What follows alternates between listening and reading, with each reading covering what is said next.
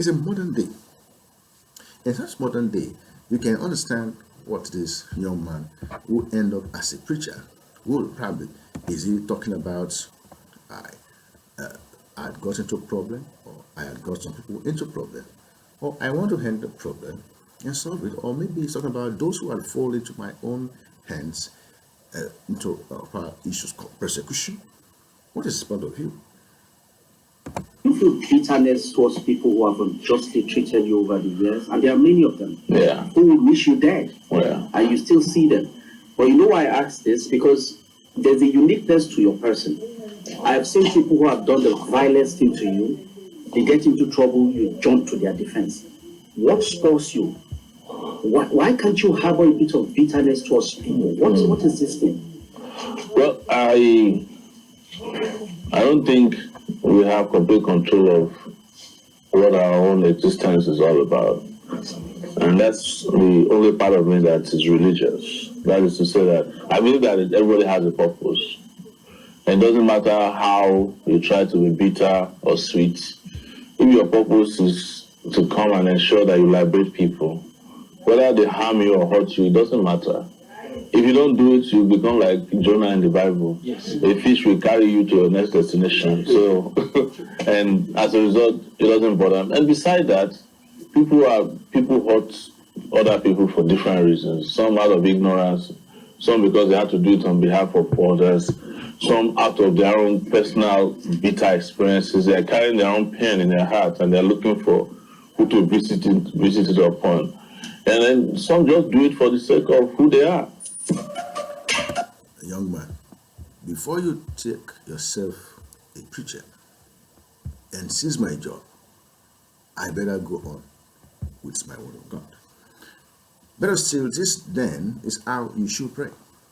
To start with, wherever we are this Monday, we had concluded to open the day to a righteousness in the 12th week that was talking about kindergarten. That's education. It's best legacy. It's going to take you into political science. There you know that God is only science.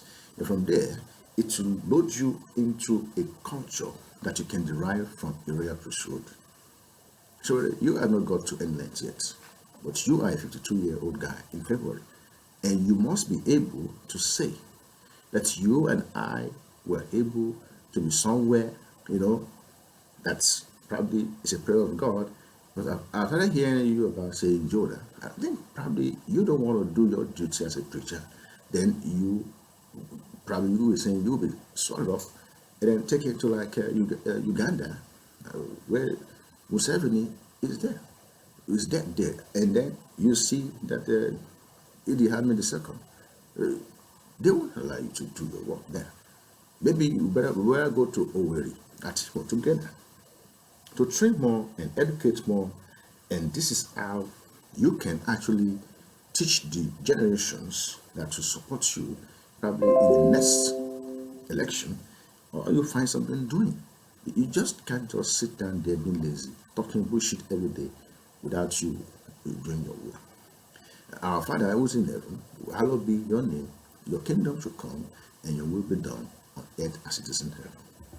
It's from this angle that I would rather like to bring you so close to this area. It says, not my reply to you, Sowere, but Jesus replied, what is impossible with men is possible with time.